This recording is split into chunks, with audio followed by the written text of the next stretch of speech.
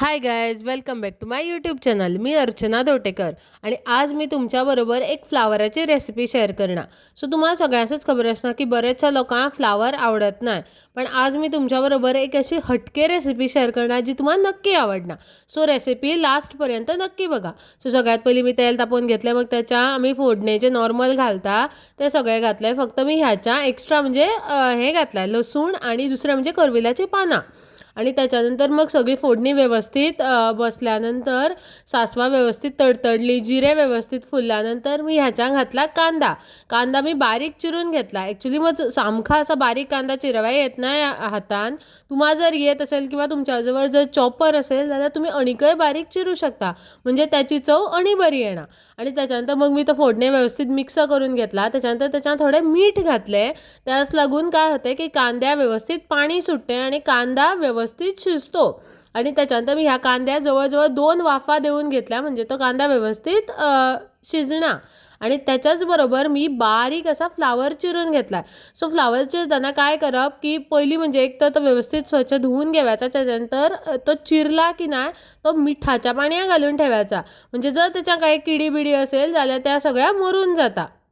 आणि मग त्याच्यानंतर तो परत एकदा स्वच्छ धुवून घ्यायचा. आणि मग मी तो असा येथे भाजयेक घातलेला आहे.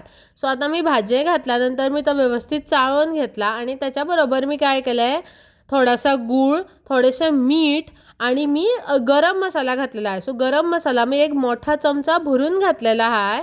आणि त्याच्यात बरोबर मी थोडीशी मिरचीची पावडरही घातलेली आहे. सो ह्या गरम मसाल्यान ह्या भाजी एक बेस्ट अशी टेस्ट येते आणि ती वेगळी लागते.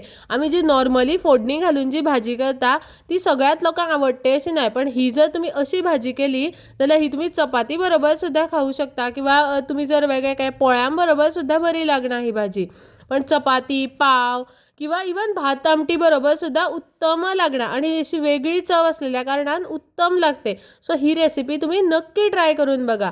आणि ह्याच्या मी पाणी बिणी काहीही घातले नाही. आता मी हे जे फ्लावर आहे तो मी फक्त वाफेचे शिजवून घेतलेला आहे. 3 ते 4 वाफा व्यवस्थित काढून घ्यायच्या आणि मध्ये मध्ये भाजी चाळवीत राहायची. फ्लावरा स्वतः पाणी सुटते, प्लस त्याच्या आम्ही थोडेसे मीठ घातलेले आहे, सो त्याने पाणी सुटणारच त्यास. आणि जर तुम्हाला दिसले जाल्यार थोडासा पाण्याचा हबका मारप. आणि हबका कसा मारप तोय मी येथे दाखवला आहे. थोडेसे हातार पाणी घ्यायचे आणि ते असे शिंपडवायचे, त्याच पाण्याचा हबका मारप असे म्हणता. कारण ही जी भाजी आहे ती मग बऱ्या प्रमाणात सुकी ठेवायची आहे. ती मग अशी दबदबीत किंवा अशी पातळ भाजी नाही करायची. जर त्याच्यात खूप पाणी घातले जाल्यार ती पातळ होणार आणि त्याची चव येवायची नाही. मग त्याच्यात तुम्हाला दुसरे काहीतरी थिकनिंग एजंट घालवचा पडणार. सो येथे मग सुकी भाजी हवी होती, सो त्याच्यानंतर मी त्याच्यावरती खोबरे घातले, कारण मज खोबरे स्वतः खूप आवडते आणि मी गोंयकार आहे. सो आम्हा गोंयकारांक खोबरे हे लागते, जसे मी पहिलीच्या व्हिडिओनी सांगितलं. आणि मग त्याच्यानंतर आणि एक वाफ काढून घेतली आणि टाडा, आमची भाजी तयार आहे. ही रेसिपी तुम्ही नक्की ट्राय करा आणि मग कमेंट सेक्शनात सांगा तुम्हाला आवडली की नाही ती. Bye, see you in the next video and please like, share and subscribe to my YouTube channel. Bye.